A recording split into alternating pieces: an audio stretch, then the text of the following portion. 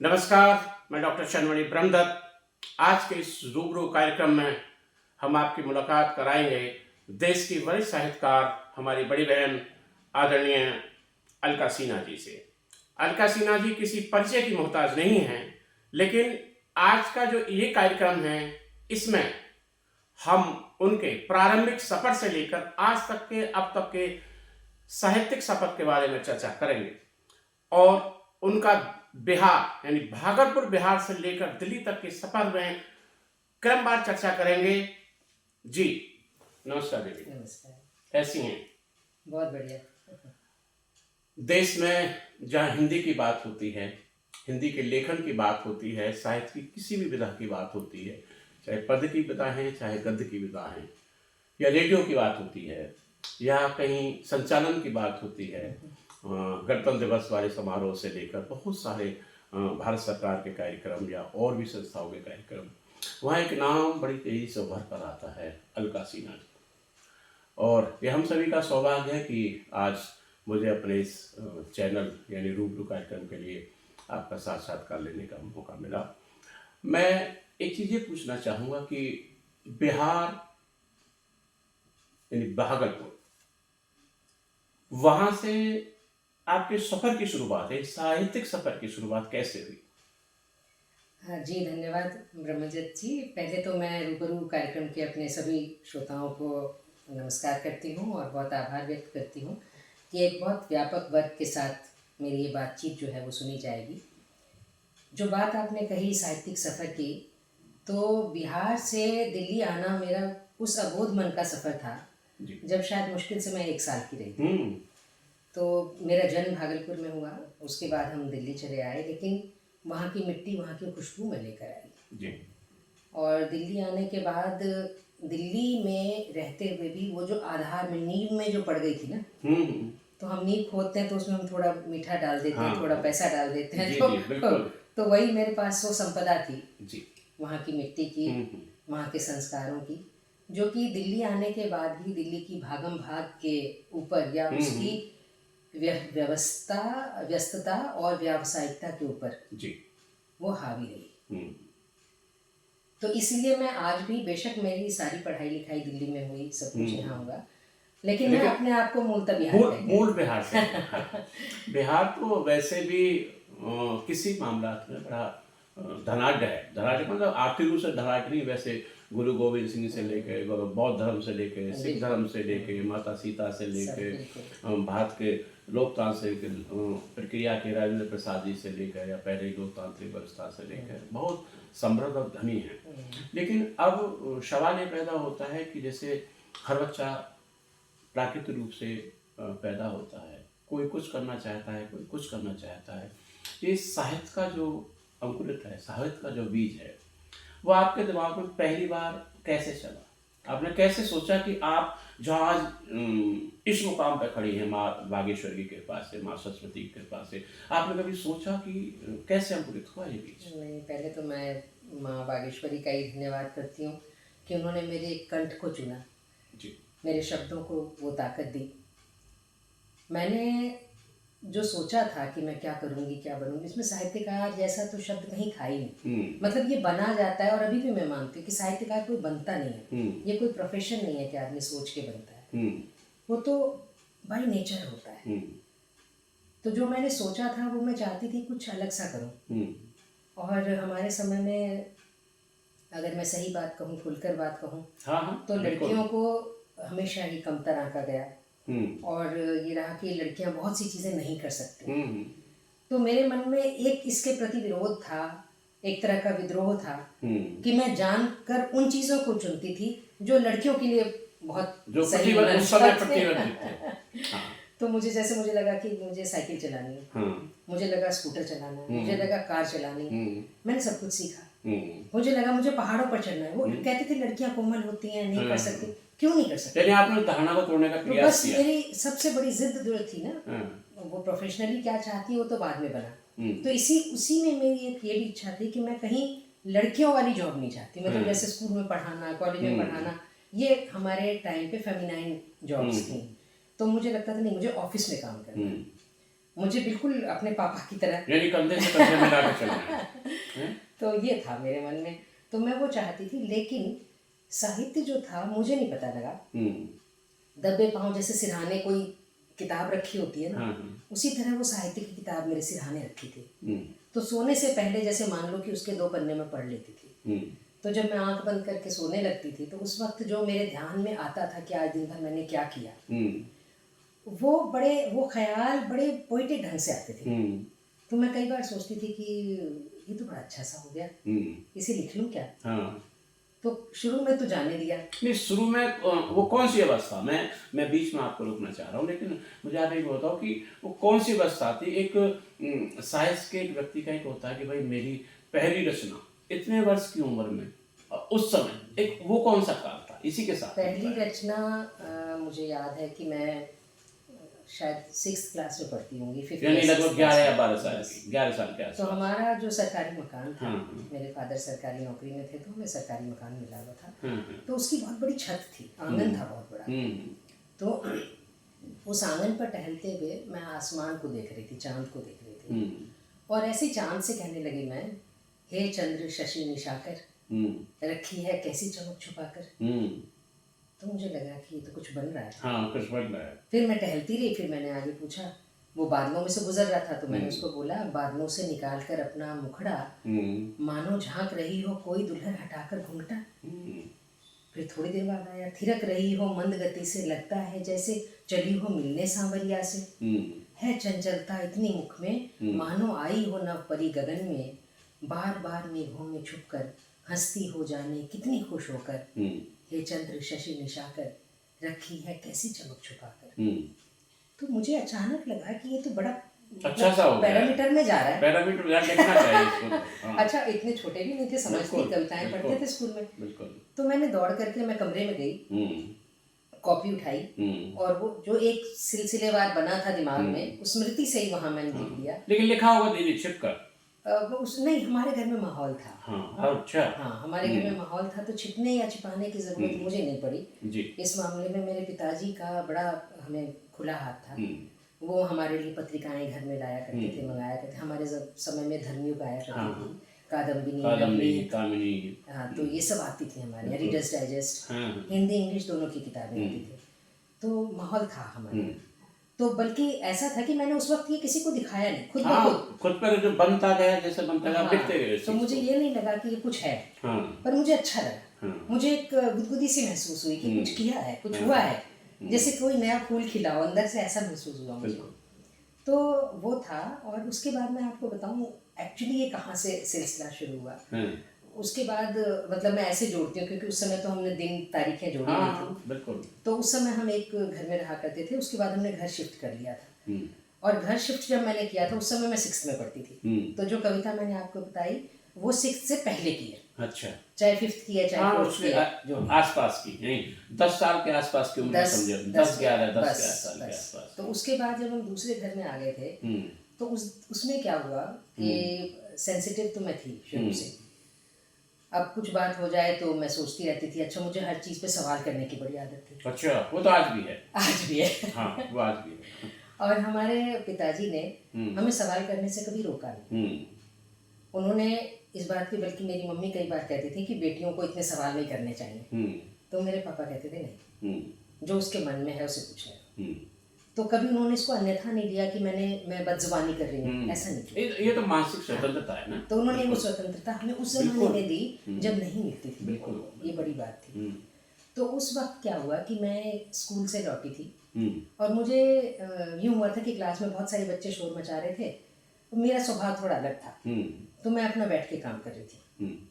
कोई टीचर नहीं थी, तो 7 वाली क्लास से टीचर निकल कर आई और उन्होंने कहा, तुमने इतना शोर मचा रखा है, क्या स्कूल को बना रखा है, सब हाथ ऊपर करके खड़े हो जाओ। तो मैंने कहा, मैडम मैं तो अपना काम कर रही थी। उन्होंने कहा, मेरे से कुछ बात नहीं करनी, करो तुम भी सबके साथ ऐसे हो जाओ, सारे बच्चे खड़े। तो मुझे बड़ा अफसोस हुआ। मैंने कहा, मुझे बोलने ही नहीं दिया। अच्छा, घर में हमें मेरी मिलता था बोलने का मौका।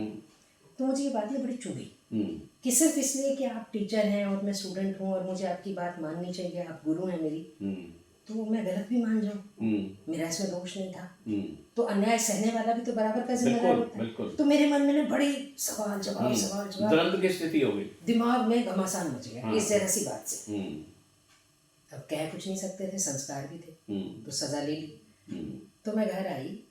अच्छा, घर के उस वक्त क्या होता था कि घर में मैं बैठ के नीचे बैठ के खाना खा रही थी, ज़मीन पर ही बिछा के खाना खा रही थी, और खाना खाते हुए अकेली खा रही थी। हाँ, तो खाना खाते हुए ना, मैंने खाना खा के जब उठाने लगी सामान, तो मेरे हाथ से ना थोड़ा सा पानी ग्लास का डुल गया, तो ऐसे बिखर सा गया। अब मेरा मन तो कहीं और था, मुझे पता ही नहीं मैंने क्या खाया क्या नहीं खाया, ध्यान तो कुछ और बातों पे था। तो मैं ऐसे पानी में देखने लगी।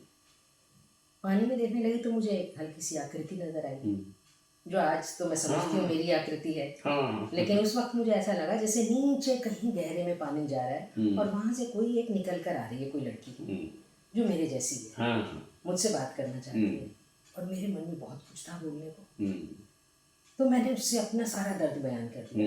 और फटाफट वहां से पेन कलम लिया? मैं कलम नहीं, उस अच्छा। वक्त नहीं, तो उस वक्त मैंने उससे बात की और मैंने उसे बता दिया कि आज ऐसे ऐसे हुआ, ये कोई सही थोड़ी है, मुझे बोलना चाहिए था, मैं बोलना चाहती थी। तो मतलब उसने मुझे कोई जवाब नहीं दिया जी।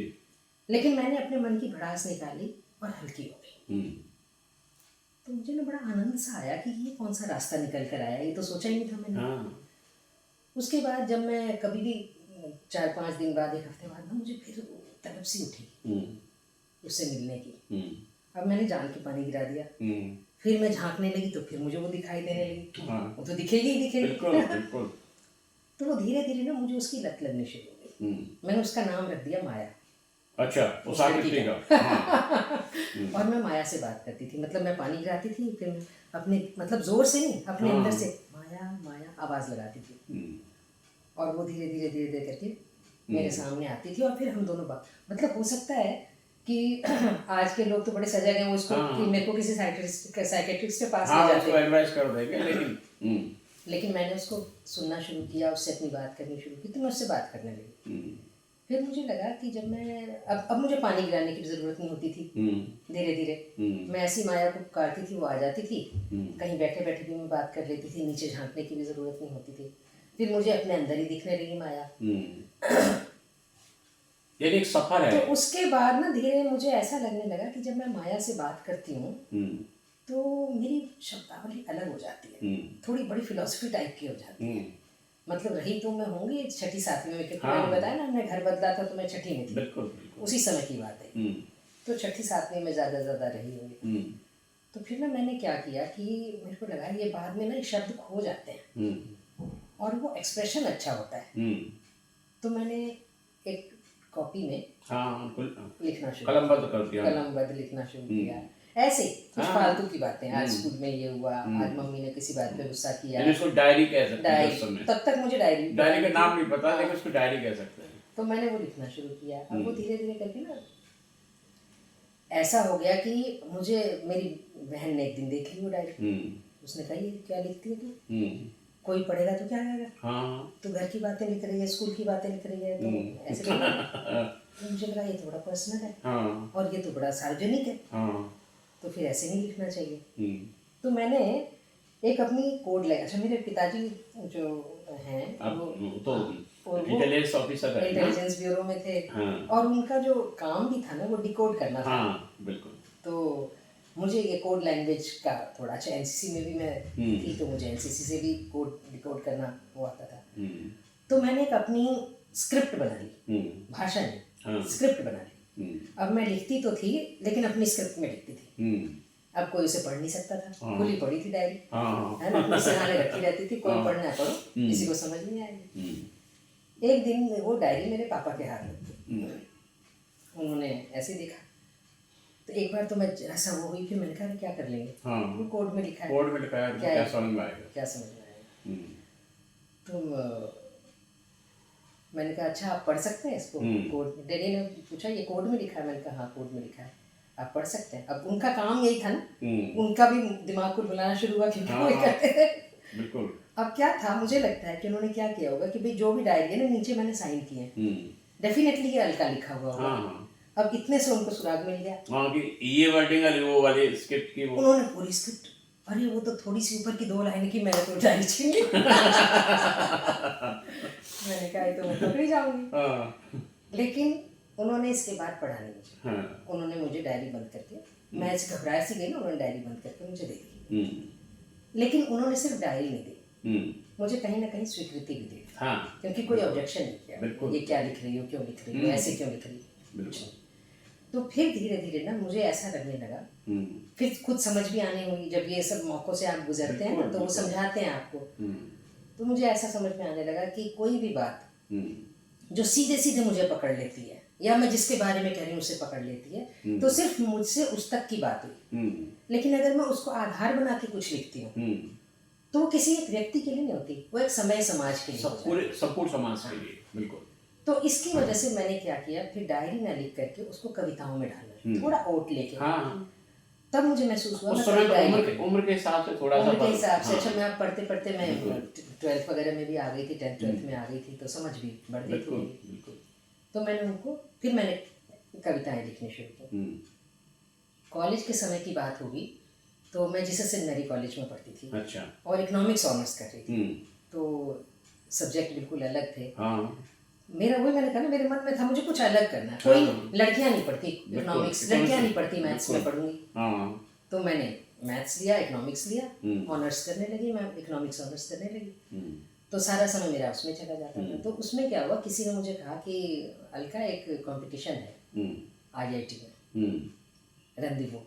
अच्छा। तो उनका फेस्ट होता है, चलना है। उनका चलते हैं।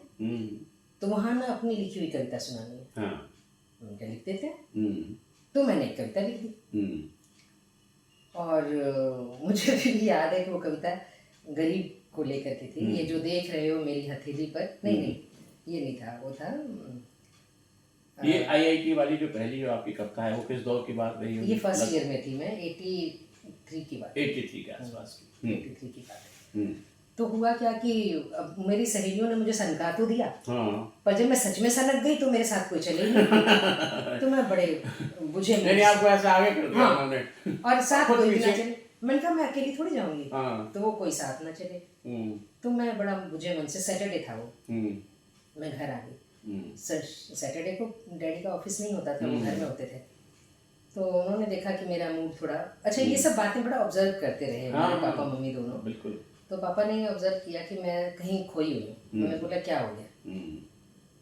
तो मैंने बताया, मैंने कहा जैसे ऐसे वहाँ कंपटीशन था, मैंने कविता भी लिख ली और इन्होंने मतलब मेरी सहेलियाँ कोई साथ नहीं जा रही, तो उन्होंने कहा चलो हम चलेंगे, हम ले चलते हैं तुम्हें। और वो मुझे ले गए। मैं समझ ही नहीं पाई। अच्छा, इन सब चीज़ों ने मुझे बड़ा सपोर्ट किया। उन्होंने कभी ये नहीं कहा बहुत अच्छा, वेरी गुड, कभी नहीं कहा। लेकिन इस तरह सहयोग करना जो है ना, नहीं वेरी गुड कह देते ना दीदी, तो फिर आप वही रुक जाते हैं। हाँ, सहयोग करना अलग चीज है। कविता है जो लोग बड़ा पसंद करते हैं जी, कि कभी खुश नहीं हुए तुम पिता, हाँ, तुम्हारे चेहरे पर कभी मुस्कान नहीं आई। हाँ, मुझे कितना ही खुश तो है, लेकिन प्रदर्शन उसको आप कह सकते हैं चेहरे में प्रदर्शन नहीं किया। तुमने मेरी किसी भी उपलब्धि पर वाह नहीं कहा। हाँ, अलबत्ता मेरी कमियों को जरूर दिखाते हैं। बिल्कुल।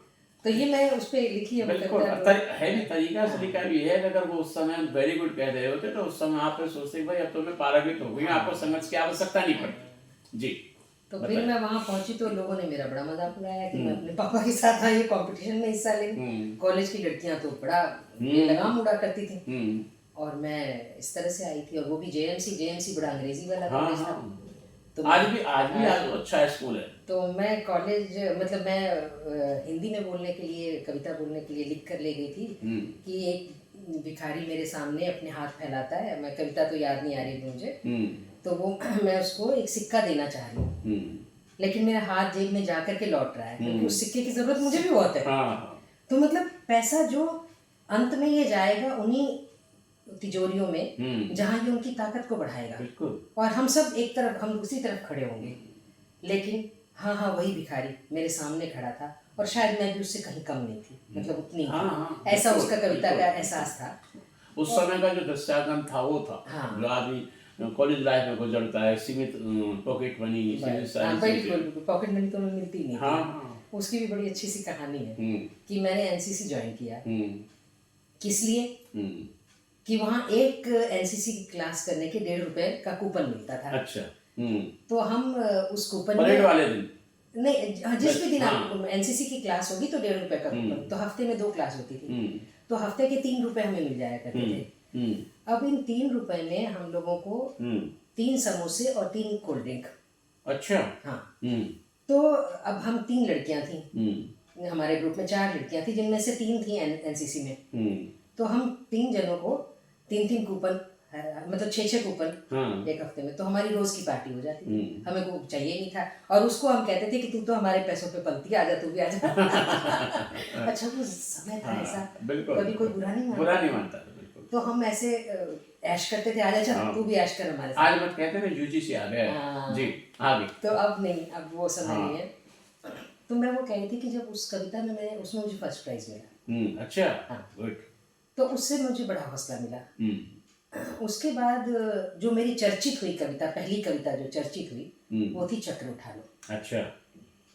उसमें मैंने मतलब दिया था कि दुनिया में इतना कुछ बिगड़ रहा है, तुमने वादा किया था कि जब भी धर्म की हानि होगी मैं आऊंगा और चक्र उठाऊंगा। तुम कब चक्र उठाओगे?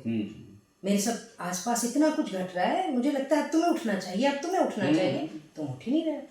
तो ये कविता मेरी इतनी हिट हुई कि जब मैं किसी भी प्रतियोगिता में जाती हूँ तो लोग कहते चक्र उठा लो आ गई है। तो मेरा नाम ना लेकर के लोग कहते वो चक्र उठा लो वाली। एक आपका नाम का वो बन गया, नाम का ऐसा बन गया। और फिर तो मुझे चस्का भी लग गया। भाई पुरस्कार मिलते थे, जब पुरस्कार में कैश अवार्ड मिलता था, बिल्कुल बिल्कुल, तो बड़ा अच्छा लगता था। तो इस तरह धीरे धीरे मैंने मतलब जो कविताएं, अब तक मैंने कविताएं नहीं समझी थी, इन प्रतियोगिताओं ने बताया कि ये कविताएं हैं। एक और बड़ी इम्पोर्टेंट बात उन्हीं दिनों ये हुई कि कादम्बिनी ने एक टैलेंट सर्च जैसा शुरू किया था। ये कादम्बिनी वो वाली जिसमें राजेंद्र अवस्थी जी विषय, धनंजय सिंह जी, डॉक्टर धनंजय सिंह जी भी थे, और सुरेश नीरज जी भी थे। हाँ जी। तो उस समय राजेंद्र यादव हुआ करते थे। नहीं, राजेंद्र अवस्थी, राजेंद्र यादव तो हंस वाले। तो अवस्थी जी ने मतलब अपनी टीम भेजी कॉलेजों में कि जो युवा लेखक हैं या कुछ लिख रहे हैं तो उनमें से क्या टैलेंट है, तो एक प्रतियोगिता कराई। तो उस प्रतियोगिता में मेरी एक कविता थी कि तुमने स्वीकार ली होगी, मतलब तुम्हें जीतना ही तुम्हारी नियति बन चुकी है। इस जीतने के लिए स्वीकार ली है तुमने एक निश्चित हार, जिसे चाहते तो अस्वीकार भी कर सकते थे। तो अपने भीतर हम हारते हैं, लेकिन समाज के सामने जीतने के लिए हम कैसे कैसे प्रपंच करते हैं उसको लेकर के। जैसे मैंने उसमें एक जगह लिखा था कि तुमने जब रक्षा कवच मांगा कर्ण से, तो माँ का ऋणी तो पुत्र सदा सही रहा है, वो तुम्हें देगा ही ना। बिल्कुल। लेकिन अब तुम्हारी जीत निश्चित हो गई, मगर वैसी ही जीत जिसके लिए स्वीकार ली थी तुमने एक निश्चित हार, जिसे चाहते तो अस्वीकार भी कर सकते। तो ये कविता मेरी पुरस्कृत हुई और कादम्बिनी में छपी। तो मेरी पहली प्रकाशित रचना कादम्बिनी में छपी। अच्छा। और कादम्बिनी उस समय टॉप की हिंदी पत्रिका। लेकिन मुझे इन सब चीज़ों की समझ नहीं थी। हमारे घर में आती थी ये पत्रिका, तो जब ये छप कर आई मेरे घर में पहले ही आया करती थी, तो एक अंक ऐसा निकला जिसमें मेरी फोटो, मेरी कविता और पुरस्कृत लिखा हुआ है। तो मनोबल बड़ा गजब हो गया घर में। बिल्कुल। अच्छा, और क्या बात हुई कि मेरे पास बड़े पत्र आए। मैं उन दिनों प्रसाद होती थी, अलका प्रसाद। अच्छा। तो लोगों ने, कई ने सोचा जैसे कांति प्रसाद, ज्वाला प्रसाद, तो भाई कोई पुरुष होगा। अच्छा। तो भाई अलका प्रसाद जी, आपकी कविता पढ़ी और बड़ा अच्छा लगा। अब हमारे घर में सब से भाई अलका, मेरा नाम पड़ गया भाई अलका प्रसाद। अच्छा। नाम, मेरी हरकतें भी सारी ऐसी थी, थोड़ा टॉम बॉय टाइप। और इस जो एपिसोड और बढ़ा दिया इसको। तो लेकिन ये था कि फिर मतलब मुझे लगने लगा कि मुझे थोड़ा गरिमा के साथ, थोड़ा संवेदनशीलता के साथ अब कलम को पकड़ना है। और सोच समझ के हिसाब से वहाँ जो मैंने, मतलब जो एक कविता मेरी उस समय की, मुझे आज भी लगता है कि वो एक ठीक कविता रही। और छोटी सी कविता थी, मैं जितना याद है सुनाना चाहूँगी उसे। बिल्कुल। कि लोग कहते थे, कई मेरे कॉलेज के लोग कहते थे क्या लिखती रहती है, क्या मिलेगा इससे। आज भी कहते हैं कि लोग इससे क्या मिलता है, रोटी कोठी कुछ भी नहीं मिलता, लेकिन इस सुकून को वही आदमी जानता है जो लिखता है। तो मैंने इसके जवाब में लिखा कि भाई तुमने कहा ना बकवास है, मिट्टी है, फालतू है, तो मैं जवाब देती हूँ कि ये जो देख रहे हो मेरी हथेली पर, इसे महज मिट्टी न समझना। जाने किस हौसले से जीवन की विषम घड़ियों में इसे मुट्ठी में कसकर अटूट आत्मबल पाया है मैंने। इसने ही सोखी है अपने भीतर मेरे निराश घड़ियों की सारी नमी। निर्णय और आक्रोश के क्षणों में इसे भींचा है मैंने अपनी मुट्ठियों में इतनी जोर से कि इस पर अंकित हो गई हैं मेरी हथेली की रेखाएं। ये मेरा संघर्ष, संकल्प और विद्रोह है, इसे मिट्टी में समझना। ये साक्षी है उस घड़ी की जिसने मुझे ब्रह्म बना दिया। ब्रह्म जो रचयिता है, जिसने मुझे रचा, और ये आस्था जिसे मैंने रचा। ठहरो, सुनो रचनाकार, ये मेरे तुम्हारे बीच की पहचान है कि जो नश्वर है मिट्टी हो जाएगी तुम्हारी रचना। अच्छा, बढ़िया, और ये आस्था जो मिट्टी पर खींचते लकीरें अनंत मेरी रचना है। सुनो रचनाकार, ये एक चुनौती है हमारे सर्जना के बीच की, इसे महज मिट्टी में समझना। तो इसके साथ साथ मैंने महसूस किया कि मेरी एक कमिटमेंट अपने साथ, अपनी कविता के साथ, अपनी कलम के साथ, अपनी अभिव्यक्ति के साथ होती जा रही है। और फिर मैं गंभीर होने लगी। वो जो मेरे छोटे छोटे हृदयबाजी थी वो सब धीरे उसमें थोड़ा सा विराम लग गया, उसमें वो थोड़ा शांत आपको समझ में आने लगा कि भाई अब गंभीर होने का समय है। माँ सरस्वती ने बिल्कुल आशीर्वाद ऐसे लेकर रखा है, अब गंभीर होना ही पड़ेगा। तो मैं ऐसा समझ बूझ के तो नहीं, लेकिन अनायास में धीरे धीरे मैं सटल सी होने लगी। और जहाँ मुझे लगता था कुछ गलत हो रहा है, तो मुझे लगता था कि पूरी भीड़ में हो ना हो, लेकिन मेरा दायित्व है कि उसके खिलाफ मैं आवाज उठाऊं। बिल्कुल, क्योंकि मुझे उसने चुना है, ये मैंने तय कर लिया। आंतरिक जो विद्रोह है ना, कभी देखिए मैं भी कहता हूँ और आपका भी शायद ये मत होगा, और आप मानती भी इस चीज को, मैंने भी आप काफी साहित्य पढ़ा है कि साहित्यकार जो कलमकार होता है ना, किसी भी धागा जो कलमकार, जिसको वास्तु कलमकार कहते हैं, वो हमेशा विद्रोही होता है। और विशेष रूप से सत्ता का तो विद्रोही होता ही है, क्योंकि कलम कभी भी सत्ता के समांतर नहीं चल सकती। उसकी वजह है ना भाई साहब, देखिए क्या है कि सत्ता जो है जी, उसके पास 100 चीजें, बिल्कुल, वो 80 सही करेगी, बिल्कुल, पर वो 20 जो नहीं कर पाई, अब उसकी ओर उंगली कौन उठाएगा? बिल्कुल, तो कलमकारों का काम है। बिल्कुल। तो हम 80, ऐसा नहीं है कि हम सत्ता के विद्रोही हैं, नहीं, लेकिन वो जो दायित्व है, बिल्कुल, वो उनको, जो जैसे हमारे पिताजी ने जो वाहवा था कभी वाहवा नहीं की, कमी जरूर दिखाई, बिल्कुल। तो हमें लगता था हमारी भी वो, तुम्हारा दायित्व उस काम को करने का है, मेरा दायित्व उस तरफ दिखाने का है, दिखाने का है। हाँ, बिल्कुल, जिम्मेदारी जवाबदेही को बताने का, भाई ये चीज ऐसे होनी चाहिए। अच्छा, अगले क्रम में जिस तरह से आपका साहित्यिक सफर चल रहा था और परिवार का सहयोग साथ साथ था, आपके इस रचना क्रम में जितनी सारी स्थितियां आई, क्योंकि अभी और लंबी बातचीत होगी, आपके जीवन के और बहुत सारे पहलू हैं। जैसे मैं आपसे कह रहा था कि जो ये जहाँ तक मैंने पढ़ा है कि 12 से 13 बार भारत के गणतंत्र दिवस समारोह का आपको सीधा प्रसारण करने का सौभाग्य मिला है। ये बड़ी ऐतिहासिक चीज़ है, इतिहास की चीज़ है। इसको हम कभी मिटा नहीं सकते, इस चीज़ को अमिट नहीं कर सकते कि भाई, क्योंकि वो समय जो 12 या 13 साल का कभी वापस नहीं आएगा, लेकिन नाम हमेशा ये रहेगा कि भाई उस वर्ष से लेकर उस वक्त तक अलका सिन्हा जी ने गणतंत्र दिवस परेड का आंखों देखा हाथ सुनाया, और वो जो आवाज है ना, सदियों तक ऑन रिकॉर्ड भी रहेगी। लेकिन इस चीज पर हम बाद में आएंगे, तो लेकिन उससे पहले एक साधन पुस्तक के रूप में, क्योंकि बहुत सारा साहित्य आपका है, मैं आपकी जो मुझे व्यक्तिगत रूप से पसंद है, जीमेल जो आपका उपन्यास है, उसमें तो बाद में चर्चा करेंगे, मुझे बहुत पसंद है। और मुझे ऐसा लगता है, मेरा निजी तौर पर मानना है कि आपके बहुत सारे जितने भी सारे काम रहे हैं साहित्य और सांस्कृतिक रूप से भी, लेकिन उसमें मुझे लगता है कि जीमेल एक्सप्रेस, जीमेल जो उपन्यास है, जो पहचान आपकी बनाई है, शायद नहीं पता हो कि उससे आपको कितनी बड़ी पहचान है। जिस तरह आपने कहा कि मेरी जब पहली रचना पढ़ी लोगों ने, तो उससे आप अलका प्रसाद हो गई, यानी वो लोग विभाजन नहीं कर पाए कि मैं इनको श्री लिखूं या कुमारी लिखूं उस समय, ठीक है। तो आज की जो ये जीमेल वाली जो रचना है, इसका जो कंसेप्ट है, जिस तरह से आपने इस पर लिखा है, इसमें बाद में चर्चा करेंगे, लेकिन मैं पहली बात ये पूछ रहा हूँ कि पहली जो पुस्तक आपकी कब आई? मेरी पुस्तक काफ़ी देर से आई। जी। लिखना तो मैंने बहुत पहले शुरू कर हाँ दिया हाँ, था, आप रचनाएं बता रही हैं कि आप लगभग 10 स्कूल से के 11 समय साल से। की थी तब नहीं, आपने। गंभीरता से भी मैं कॉलेज हाँ के दौरान लिखने लगी हाँ थी, तो कविताएं मेरे पास इतनी थी कि किताब बन सकती थी। जी।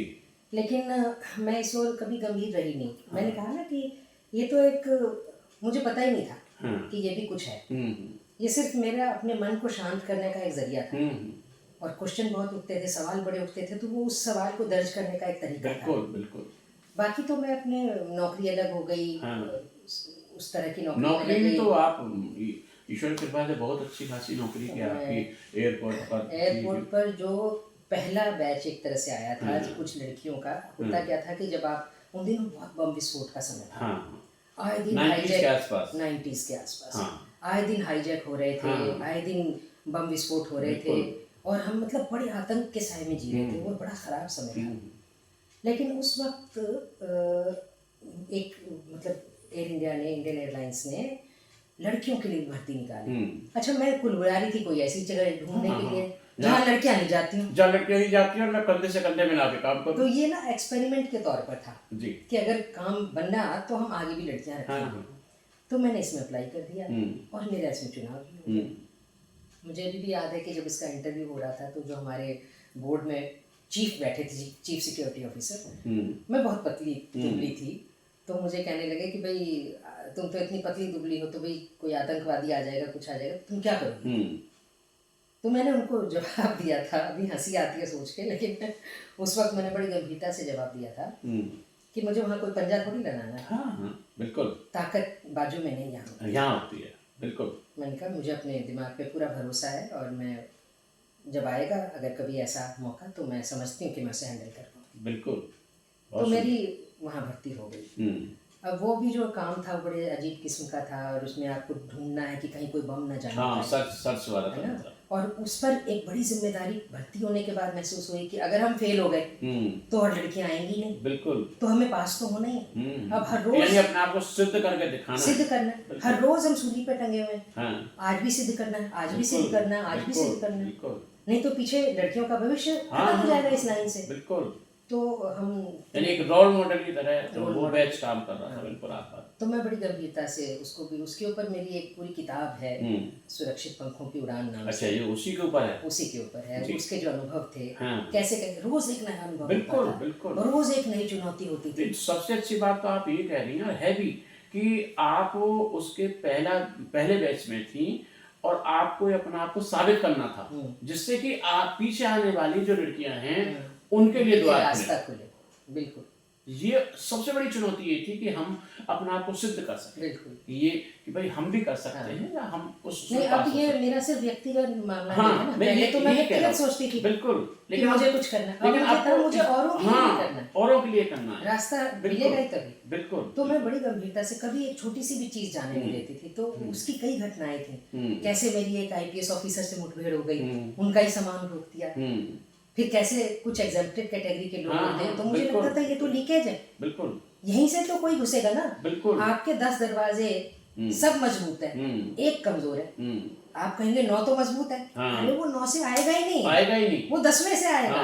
वो पहले ये पता लगाएगा कि ये कमजोर दरवाजा है, ये कमजोर है, और वो उनको छुएगा ही नहीं। बिल्कुल। तो मेरे लिए बहुत गंभीर मामला था ये। उसमें तो कई वाक़े आपके तो पास कई आए वाक़े होंगे। थे, और उसको फिर मैंने उसमें लिखा है, सुरक्षित पंखों की उड़ान में, जिसके कई एडिशन निकले। जी जी। और उसको लेकर के मतलब मुझे कलम की ताकत का भी एहसास हुआ, क्योंकि उसकी एक कहानी जनसत्ता में छप गई।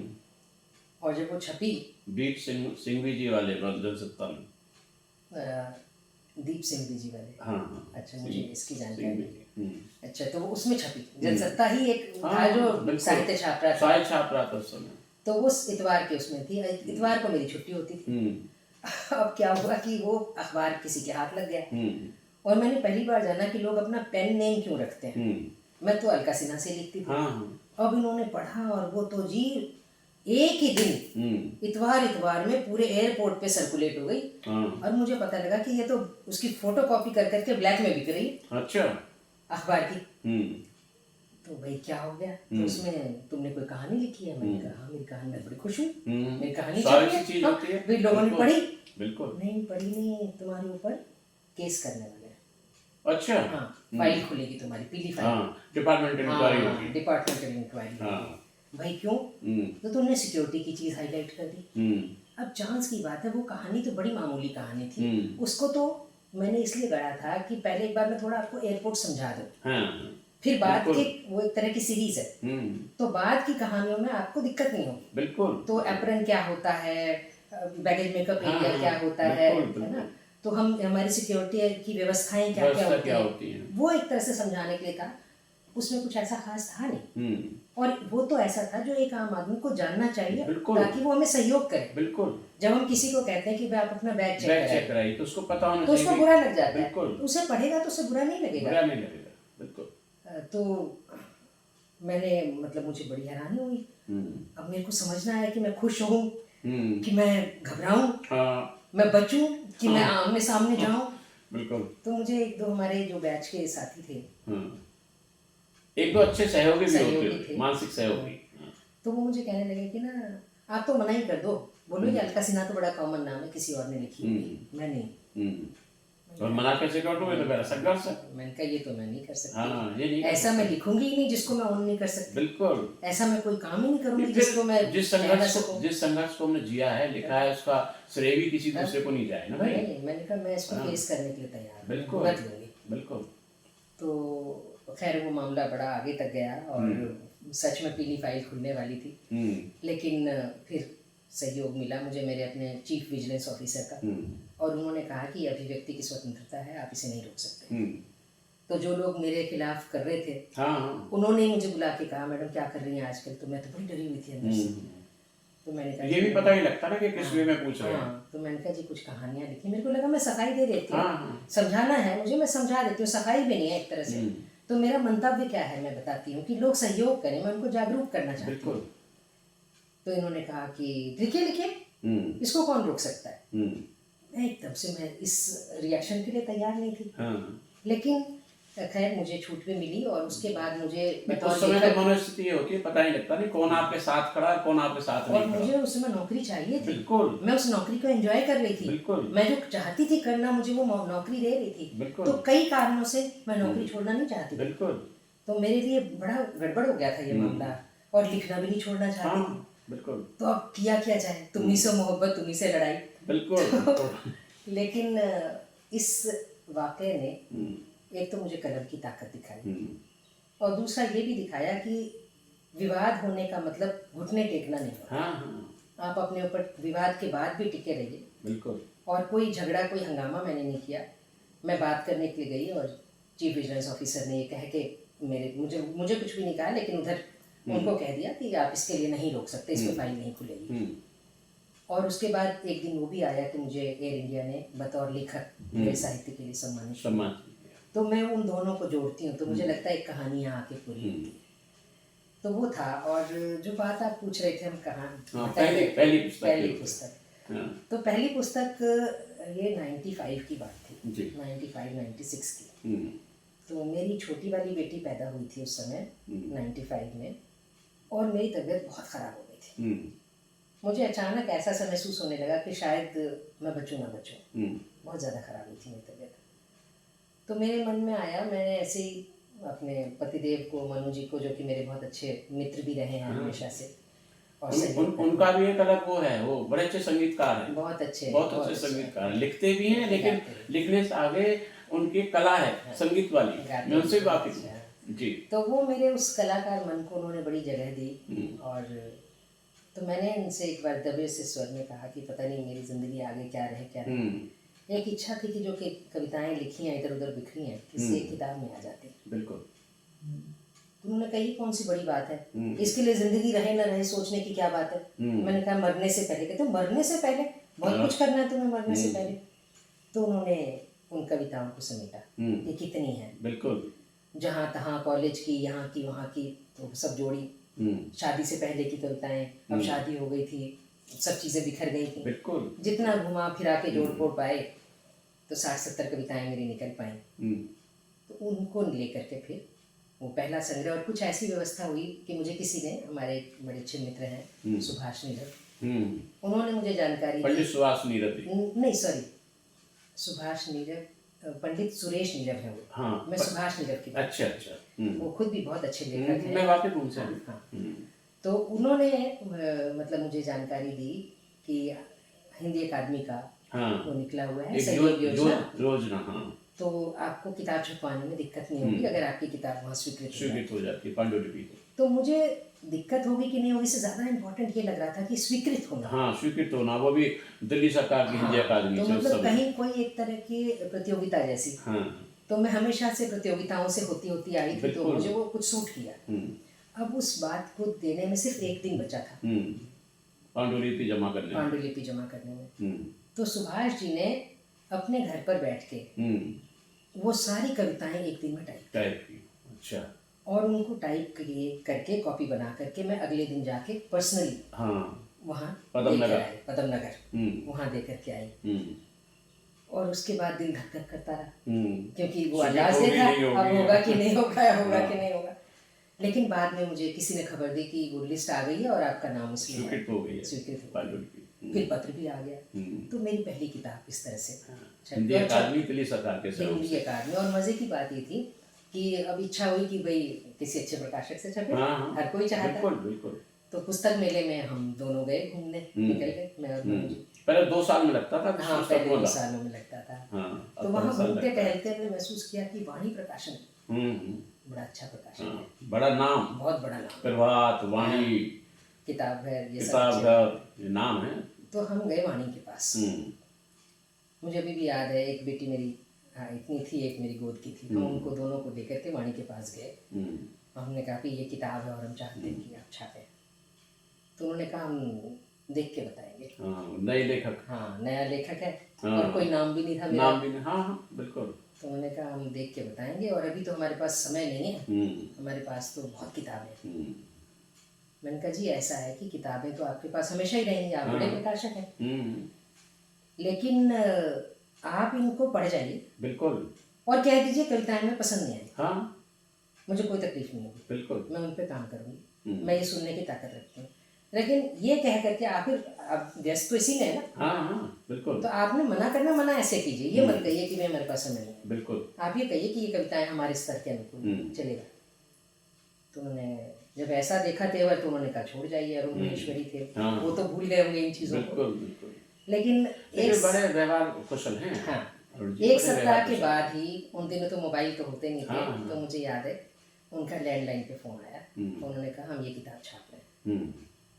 तो फिर बड़ी तेज़ी से छापना था क्योंकि हिंदी अकादमी का समय सीमा भी होती है। तो किताब छप के आई और पहली किताब थी, तो उस पर हाथ के कुछ रेखांकन भी किए गए।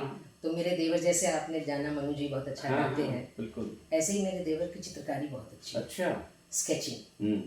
तो उन्होंने उस पर चित्र बनाए, हर कविता के हिसाब से चित्र बनाए और डबल प्लेट के साथ वो अच्छे खर्चे में किताब तैयार हुई। वाणी प्रकाशन उस समय इतना तो था नहीं, कंप्यूटर आया इतना नहीं, कुछ नहीं था, प्लेट बनती थी। और अरुण जी ने बड़े शौक से उसको छापा, बहुत अच्छे से।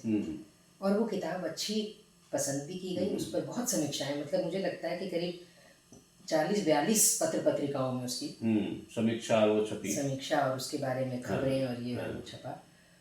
तो अच्छा रहा।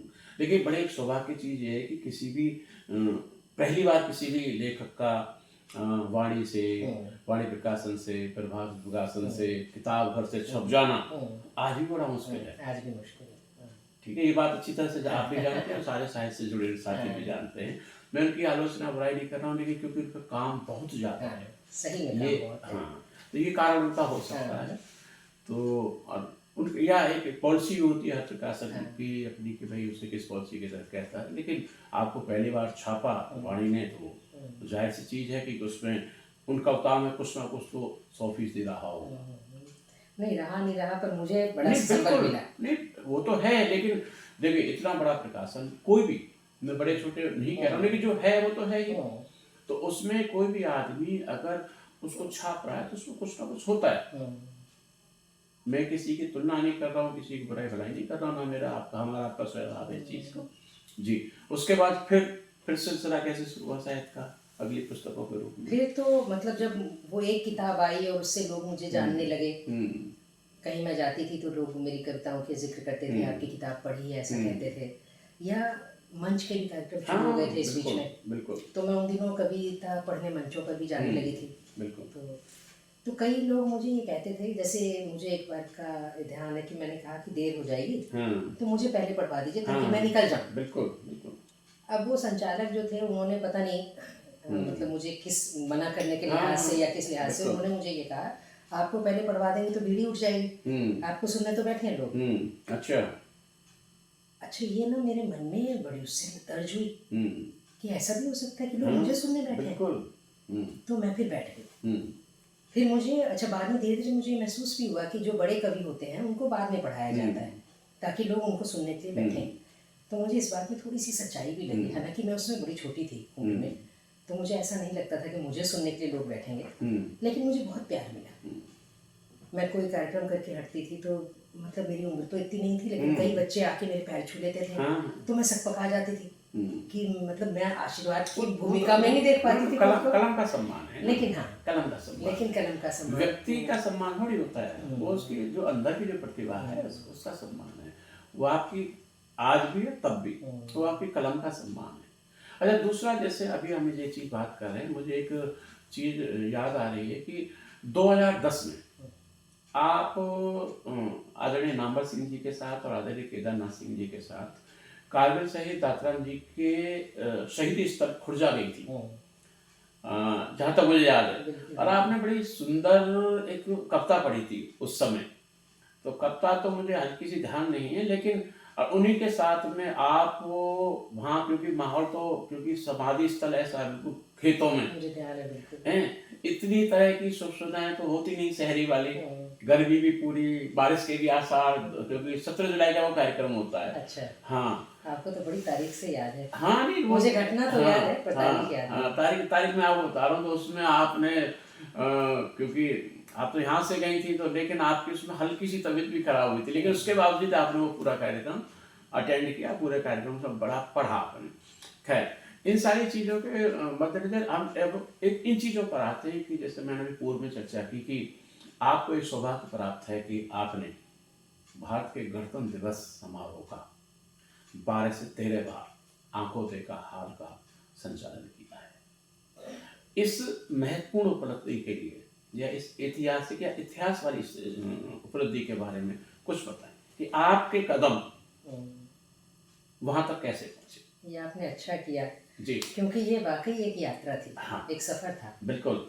मैंने तो सौभाग्य की चीज होती है कि देखिए लगातार 12-13 साल, हाँ, वो भी 13 साल, जिसको पूरी दुनिया आंखों देखा हाल को किसी ना किसी तरह देखती है और सुनती है, उसमें आवाज को इतने वर्षों तक लगातार ठहराव के साथ, तो वो वहां तक आपके कदम कैसे पहुंचे। तो वो इसकी शुरुआत हुई तब मैं स्कूल में पढ़ती थी जी, और केंद्रीय विद्यालय केंद्रीय विद्यालय आर.के.पुरम सेक्टर 8 में, हाँ, मैं वहाँ की हेड गर्ल भी थी। अच्छा, नई दिल्ली, आर.के.पुरम नई दिल्ली। जी।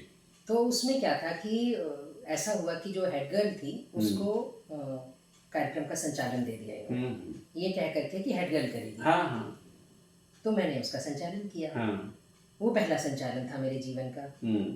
और जब मैंने वो संचालन किया तो मुझे बाद में पता लगा, उसके बाद प्रोग्राम के, मैं तो पूरे समय स्टेज पर थी। हाँ, बिल्कुल। प्रोग्राम खत्म होने के बाद देर हो गई थी, हम घर चले गए और 2 दिन छुट्टी थी उसके बाद, शनिवार इतवार, शुक्रवार के दिन ये कार्यक्रम हुआ था, सोमवार को मैं वापस स्कूल आई। तो मेरी जो टीचर्स थी जिन्होंने मुझे तैयार किया था, वो कहने लगी कि अलका तुम चली गई और तुम्हें मिलने के लिए रेडियो टेलीविज़न से लोग आए हुए थे।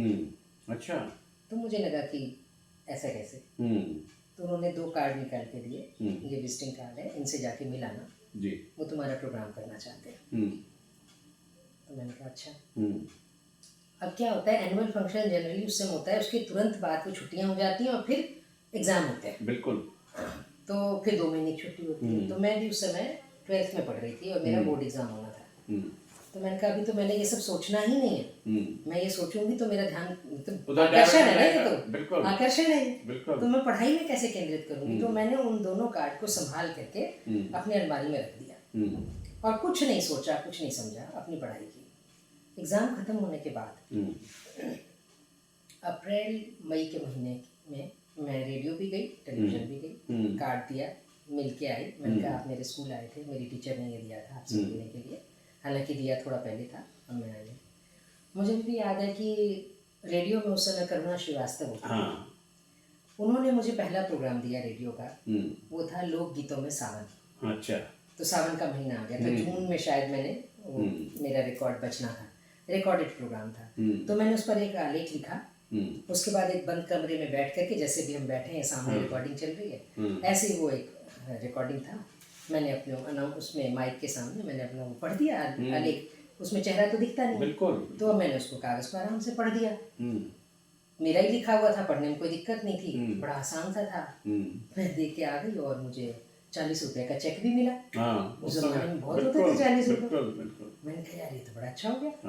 और जब आवाज़ मेरी रेडियो पर आई, बर्फी रेडियो होता था बड़ा सा, बिल्कुल, और ऐसे लगा सच में आकाश से उतर कर आ गया। मतलब इतनी एक्साइटमेंट, पहली अनुभूति। भाई साहब मैं आपको बता नहीं सकती वो सुखद एहसास कैसा था। बिल्कुल, अद्भुत था। बिल्कुल। कितने ही कार्यक्रम मैंने कर लिए, लेकिन उसकी जो पहली अनुभूति है, उसका जो आह्लाद था वो आज भी मेरे मन में बना हुआ है। और उसकी जो आवाज़ मेरे कान में गूंजी थी वो आज भी मेरे कान में है। तो वो हुआ, और उसके बाद मैंने दूरदर्शन पे भी साथ के साथ मैं गई थी उसी दिन। तो उस समय वहाँ शिवपुरी जी हुआ करते थे। तो शिवपुरी जी ने मेरे को कवि सम्मेलन के लिए बुलाया। तो मैंने कविता भी पढ़ी वहाँ पर। फिर तो धीरे धीरे मेरे को लोग बुलाने लगे, मैं जाने लगी, तो रेडियो टेलीविज़न साथ साथ चल पड़ा। कोई ऐसा कार्यक्रम नहीं होगा जो रेडियो का मैंने नहीं किया। वैसे दीदी एक बात कहूँ इसी बीच में आपकी मैं, कि रेडियो में जो मुझे कुछ नाम याद आते हैं रेडियो और दूरदर्शन में, इन लोगों ने बहुत साहित्य के लोगों को बड़ा योगदान दिया है बिना लाभ लपेट। जैसे लक्ष्मी शंकर वाजपेयी जी, डॉक्टर हरि सिंह पाल, अब रामतार वैरवा जी, और दूरदर्शन में मुझे नाम एक याद आता है कि रेखा व्यास जी थी, और एक और थे दाढ़ी वाले थे, मैं नाम बोलता हूँ उनका, कुबेर दत्त। नहीं, दाढ़ी वाले नहीं थे वो, कुबेर दत्त तो कृषि दास सब में थे। नहीं, कुबेर दत्त ने साहित्यिक पत्रिका कार्यक्रम किया, मैंने उनके साथ बहुत लंबे समय तक किया। कृषि में उसमें भी थे, एक और थे वो दाढ़ी वाले, खैर मुझे नाम जाएगा। तो इन लोगों ने बड़ा जो साहित्य के जो लोग थे ना, उनको बड़ा आगे बढ़ाने में बड़ा योगदान दिया। लेकिन हम मूल बात आ रहे थे कि उस गणतंत्र दिवस वाले वाक्य, तो उसी में लक्ष्मी शंकर वाजपेयी जी का आपने नाम लिया, और मैं बड़े सहज आदमी, बहुत ये श्रेय मैं उन्हीं को देना चाहती हूँ। तो उन्होंने मुझे कहा कि हमने तो इंदु जैन जी से भी करवाया है संचालन, ये आपको देखा हाट करवाया है, आप क्यों नहीं करते? मैं थोड़ी घबराहट हुई मुझे, और थोड़ी उत्सुकता भी हुई। इतने बड़े मंच का संचालन, मतलब आपके सामने से परेड गुजर, लेकिन आपकी हमेशा तो चुनौती ये रही कि जब वो कर सकता तो मैं क्यों नहीं कर सकता। तो फिर मुझे लगा कि एक बार करके देखते हैं। तो उसमें क्या होता है कि ना, आपको ऑडियंस होती है आपके सामने, और आप उसको मुखातिब होकर के बात करते हैं। तो मैंने एक बार लेकर के देखा, तो मुझे बड़ा, मतलब आप ना अभी जो लोग की नब्ज है, पब्लिक जो देख रही है, आप उसकी नब्ज पकड़ के बात करते हैं, कनेक्ट होकर आप लिखी हुई स्क्रिप्ट नहीं काम करती हैं। बिल्कुल। अच्छा, वो आपको एक किताब देते हैं जिसके अंदर मिनट टू मिनट कार्यक्रम, उसमें सूचनाएं होती हैं कि इनको कौन कौन से अवार्ड मिले हुए हैं, इसकी कमान किसने संभाली हुई है, इस दस्ते का मुख्य वाक्य क्या है, वो सब। बिल्कुल। पर इसके आगे पीछे जो बोलना होता है, ये आपको ही बोलना होता है, अपने विवेक से देखना, अपने विवेक से। अच्छा, कई बार ऐसा होता था कि जैसे परेड आ रही है ना, कोई परेड, बच्चों की परेड है, उसको आने में देर लग गई। अब एक परेड चली गई, अब जब तक वो परेड नहीं आती, उसका जो बीच का जो गैप है, बनना है, तो आपको उसको साइलेंट नहीं कर सकते। अब आप वो मार्चिंग दस्ता जा रहा है, अब आपको मार्चिंग दस्ते पे बात करनी है, जब तक बच्चे आने जब तक बच्चे आएंगे फ्रंट में। अब आपको हो सकता है 10 मिनट बोलना पड़ जाए, वो बच्चे हैं धीरे धीरे कदमों से आएंगे, सलूटिंग बेस पे तब तक वो आएंगे, तब तक। और कई बार ऐसा होता था कि कोई झांकी जा रही है, और इतनी सुंदर झांकी है, आपने बड़ी तैयारी कर रखी है, आपको पता है कि इस बार ये झांकी जाने वाली है इसकी, है ना, तो आप उसके झांकी के बारे में आपने पूरा मन बनाया हुआ है बोलने का। अब वो गाड़ी पर आती है, तुरंत पीछे से दूसरी झांकी आ जाती, तो आपको कट डाउन करना होता है, समय नहीं मिलता आपको, आप इतना बोल नहीं सकते, इतना समय नहीं मिलता कि ये जो उसका क्या समय हो जाएगा, ये जो एक मतलब कैलकुलेशन होती है, आपको बहुत कहने के लोभ से भी बचना है, बिल्कुल, और चुप्पी भी नहीं जानी चाहिए, तो ये एक बहुत बड़ी कला है, कला। और इस काम के लिए मुझे जो पहला अवसर दिया वो वाजपेयी जी ने दिया। लक्ष्मी और शंकर वाजपेयी लक्ष्मी जी। शंकर बड़े वाजपेयी। वैसे मैं हमेशा मैं व्यक्तिगत रूप से भी उनका बड़ा सम्मान हाँ। करता हूँ, बड़े सहज आदमी हैं। उन्होंने कई नए लेखकों हाँ। को, नए चेहरों को, बिल्कुल। नई आवाज़ों को जगह बिल्कुल दी। बिल्कुल। और वो जब तक रहे मतलब रेडियो का माहौल ही हाँ कुछ और था। बिल्कुल बिल्कुल। उन्होंने बहुत ही मतलब एक स्तर हमेशा हाँ। मेंटेन करके रखा, गरिमा हमेशा बना कर रखी। बिल्कुल तो काफ़ी मतलब मैं मानती हूँ कि मैं जहाँ खड़ी हूँ उसमें वाजपेयी जी को, लक्ष्मी हालांकि शंकर वाजपेयी जी उनके को उनके उन कदमों पर जैसे मान लो मैंने पीछे नाम लिया आपको, डॉक्टर हरि सिंह पाल जी का नाम लिया, अब रामोतार बैरवा जो वहाँ साहित्य निदेशक दिख रहे हैं, मुझे लगता है कि वो भी इस मामले में खासकर साहित्यकारों के मामले में बड़े सहज हैं। मैंने देखा कई बार हम जाते हैं कि सुदूर से बड़े, जिनको कई लोगों की शिकायत रहती है हमें नहीं बुलाते, हाँ।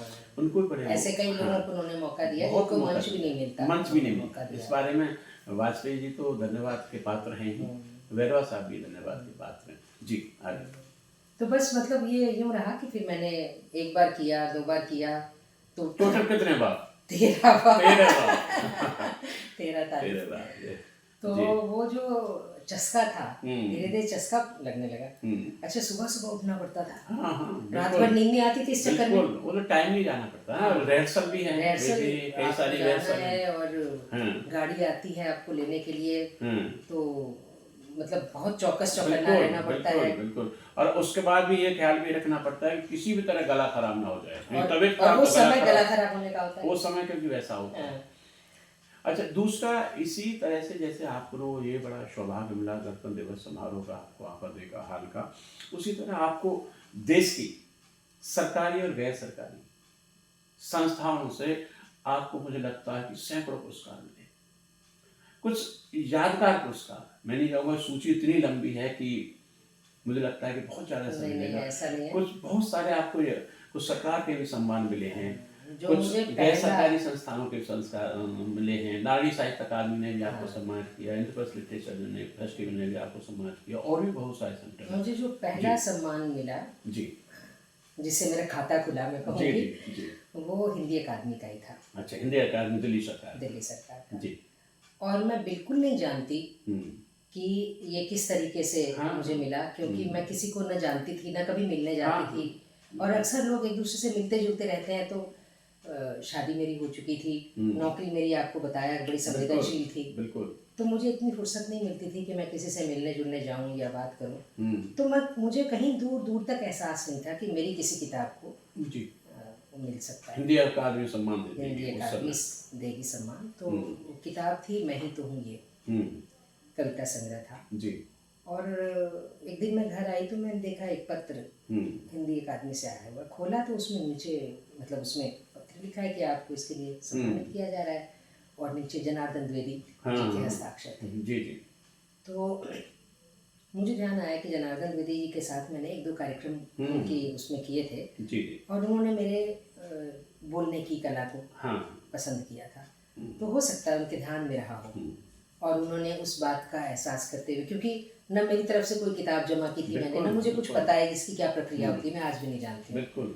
तो मुझे नहीं मालूम वो अपने आप चुनाव करते हैं या किताब मांगते हैं या क्या करते हैं, लेकिन मुझे वो पहला पुरस्कार मिला, जिसको एक अच्छा पुरस्कार कहना चाहिए। एक सरकारी पुरस्कार था, एक अधिकृत प्राधिकृत संस्थान द्वारा दिया जा रहा था।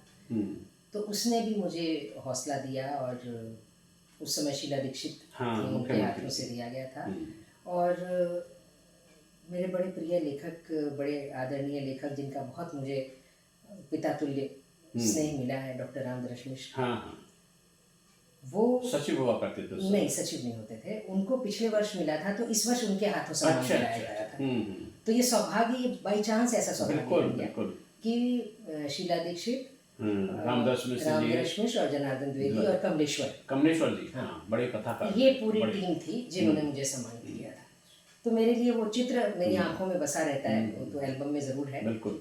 तो वो बहुत अच्छा, मतलब धीरे धीरे चीज़ें फिर ऐसे होने लगी कि मुझे महसूस होने लगा कि मुझे हर चीज़ को अब समझ बूझ के लिखना है, करना अब कलम का एक सम्मान हो रहा है, तो मुझे उसी गरिमा से, उसी गंभीरता से। पर फिर भी मैं एक बात कहना चाहूँगी भाई साहब आपसे कि जो सम्मान वगैरह होते हैं, हालांकि मिले जैसे परंपरा ऋतुराज सम्मान हाँ, मिला, ये टाइम्स ऑफ इंडिया जी का जी। सम्मान था, बड़ा सम्मान था। सम्मान तो आपको मैं देख रहा था अभी सूची, सम्मान तो आपको बहुत मिले, सम्मान सैकड़ों मिले हैं, सम्मान मिले हाँ, हैं। नई धारा का बड़ा अच्छा सम्मान होता है वो, हम्म, मतलब मिली हैं, चीज़ें मिली हैं, ऐसी जी। बात उनसे नहीं, लेकिन इसके बावजूद मैं ये कहना चाहूँगी कि सम्मानों के पीछे बहुत कुछ घटता बढ़ता जोड़ घटा है। बिल्कुल, वो देखिए उसमें कोई दो राय नहीं है, लेकिन एक जो महत्वपूर्ण चीज़ है आप और हम लोगों की, हम लोग ना, आप विशेष रूप से आप, हम किसी के, कहते हैं कि हम किसी के वर्ग के साथ नहीं हैं। हाँ, अब इसमें वो वाम और दक्षिण का हाँ, भी हिसाब ये किताब है, मार्क्सिस्ट का हिसाब, उसका बहुत कुछ है, है। उसका है, जो कहते हैं भाई ये खेमेबाजी नहीं है। हाँ, ये एक चीज़ मैंने आपके तो साथ में हमने, देखी, मुझे जो ये मैंने लगा, महसूस किया, एक मुझे तो लगा कि खेमेबाजी से आप दूर हैं, मुझे लगा लेखकों को तो खेमा तोड़ने के लिए होना तोड़ने के लिए चाहिए, होना चाहिए। वही खेमा बनाने लगे। बिल्कुल, बिल्कुल। तो वो मुझे कभी भाया नहीं, हाँ। और कुछ थोड़ा ऐसा वो भी रहा कि मुझे हर खेमे ने बुलाया भी। बिल्कुल। नहीं, जो खेमे में नहीं होते ना, हाँ। वो सभी खेमे के होते हैं। नहीं, वो ऐसा भी होता है कि कहीं इसके भी नहीं हाँ, होते। नहीं, ऐसा भी होता है, लेकिन फिर भी, क्योंकि लेकिन टैग नहीं होना चाहिए ना, टैग जैसे नहीं। आपके ऊपर टैग नहीं है, हम लोगों के ऊपर कोई टैग नहीं है। हाँ, टैग हम नहीं सभी चाहिए। के हैं, मुझे तो सभी टैग नहीं हमारे हैं। पसंद, और मुझे जहाँ भी जो भी सरकार व्यवस्था में है, हाँ, मुझे लगेगा कि हाँ ये कमियां हैं, तो मेरा दायित्व समझती हूँ मैं कि मैं उसे उठाऊं, उससे बात करूं। जी, जी। अभी भी पीछे आप जैसे वहाँ दूरदर्शन, आकाशवाणी में हमेशा रेडियो में जाती रही हैं, या अभी कई सारे जो भारत सरकार के महत्वपूर्ण संचालन आपने समय समय पर किए हैं। पीछे अभी आप जहाँ जॉब कर रही थी, जनपद नेशनल म्यूजियम। नेशनल म्यूजियम में, वहाँ नेशनल म्यूजियम भारत सरकार ने भी आपकी आवाज़ का बड़ा सुंदर प्रयोग किया है। जी नहीं, समय समय पे किया तो बहुत सारे संस्थानों ने है, भारत सरकार के जी संस्थानों ने, जी। लेकिन उन्होंने बड़ा जो नेशनल म्यूजियम वालों ने आपकी आवाज़ का बड़ा सुंदर प्रयोग किया है। अरे वो तो कैसे? और करने चाहते थे, वो हो कैसे? नहीं पाई वो व्यवस्थाएं। कैसे? वो ऐसा था कि ना, ये चीज़ अचानक आई। हाँ, मैं वहाँ डेपुटेशन पोस्टिंग पर गई हुई थी, राजभाषा, अच्छा, राजभाषा सहायक अधिकारी। निर्देशक राजभाषा के तौर हाँ, पर। और वहाँ मतलब मैं अपना काम भाषा का करती थी, तो क्योंकि मुझे थोड़ा बोलने का वो है, तो तुरंत वो छुपता है नहीं, तो वहाँ जितने भी एग्जीबिशन वगैरह लगते थे उनको इंट्रोड्यूस करने का काम मुझे स्वाभाविक रूप से मिलने लग गया। और अचानक कोरोना आ गया। हाँ, ये 2020 वाला। अब वो लॉकडाउन की स्थिति हो गई। 3 साल में 1 साल तो पूरा इसी में बर्बाद हो इसी गया में चला मेरा। गया, 3 बिल्कुल। साल की पोस्टिंग पर गई थी मैं। अभी मैंने थोड़ा बहुत समझना बूझना शुरू किया था, वहाँ की नब्ज पकड़नी शुरू की थी, तो ये कोरोना काल ने लॉकडाउन कर दिया। अब उसमें क्या हुआ कि हमारे जो एडीजी थे उस समय, नाम भूल रही हूँ मैं, एक तो आजकल पता नहीं ये नाम भूलने की बड़ी आदत हो गई है, सुब्रत नाथ जी। तो सुब्रत नाथ जी ने एक प्रपोजल रखा जी। कि हम बाहर तो आ नहीं रहे, तो घर से ही अगर कुछ किया जा सकता है ऑनलाइन तो बताएं। तो मैंने क्या किया, एक ऑनलाइन इंट्रोडक्टरी वीडियो बनाया नेशनल म्यूजियम का। जी। इसमें मेरी बेटी ने सहयोग किया, टेक्निकली बच्चे ज़्यादा तेज होते हैं। अच्छा। तो उसने क्या किया, मैंने घर से ही बैठकर उसको किया है, लेकिन आपको लगेगा मैं म्यूजियम में जाके कर रही हूँ। अच्छा। तो मैंने वो वीडियो भेज दी उनको। उन्हें अचानक लगा ये तो बहुत अच्छा है। तो उन्होंने मुझे कहा कि लॉकडाउन टूटने के बाद कि आप यहाँ की एक एक गैलरी को लीजिए और इंट्रोड्यूस कीजिए। अब क्या होगा कि हमारी जो ऑडियंस आती है देखने के लिए जी, वो उसमें बारकोड के साथ अपने कान में वो लगा करके ना आपकी आवाज़ में सारे का सारा नरेशन सुन सकती है कि ये पर्टिकुलर आर्टिफैक्ट किस बात के लिए है, कब का है, क्या खासियत है। बिल्कुल। तो मुझे बड़ा अच्छा लगा। और उन्हीं दिनों एक बुद्धा के ऊपर पूरी की पूरी एक नई गैलरी बनने वाली थी। तो बुद्धा को लेकर के उन्होंने कहा कि आप इसका मतलब वो बनाइए, स्क्रिप्ट राइटिंग भी करिए और इस पर अपनी आवाज़ भी दीजिए। तो अब जो हमारे वहाँ के विशेषज्ञ थे, जो वहाँ के आर्कियोलॉजिस्ट वगैरह हैं, उन्होंने वो मैटर तैयार करके मुझे दिया। उसको अपने हिसाब से मैंने तोड़ तोड़ करके कितने सेंटेंसेस होने चाहिए, कितनी देर होना चाहिए, क्योंकि बोलना कम होना चाहिए, दिखना ज़्यादा होना चाहिए। तो ऑडियो विजुअल तैयार किया गया और मैंने बुद्धा के ऊपर अपनी आवाज़ दी, उनकी मतलब पीछे की कहानी पर नरेशन दिया। और ऐसे ही एक दो चीज़ों के ऊपर और अभी हम दे रहे थे। तो लेकिन इसी बीच में मैं क्योंकि डेपुटेशन आपके मूल विभाग से बुलावा आ गया तो वहाँ से बुलावा आ गया और वो मुझे उस फिल्म को तो मैंने पूरा किया जो बुद्धा पर है। आप अभी भी कभी जाएं तो आपको मेरी आवाज़ में मिलेगा। बिल्कुल बिल्कुल, मुझे पता है, तभी मैंने आपसे चर्चा की इस बारे में। लेकिन बाकी कई चीज़ें थी जो जो उनका सुब्रत नाथ जी का एक प्रपोजल था, और जो वो सोच रहे थे कि हम हर गैलरी को चेंज कर देंगे ऑडियो विजुअल में। बिल्कुल तो विजुअल तो आपके सामने रखा है, वो विजुअल बिल्कुल। नहीं है, वो एक्चुअल रखा है। आवाज़ से आप उसके बारे में जान सकते हैं, किसी गाइड की ज़रूरत नहीं है, और कोई समय सीमा नहीं है, आपको जब मन करे आप आइए, सुनिए, और हर चीज़।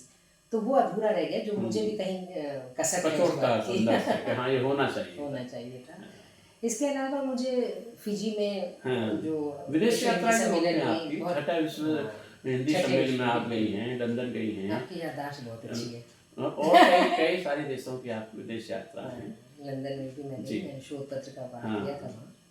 तो ऐसे कई जगह मुझे, राष्ट्रपति भवन में हाँ। पिछले साल साहित्य अकादमी का जो कार्यक्रम साहित्य था का 2025 वाला, भाषण, उसका संचालन भी आपने किया है। हाँ।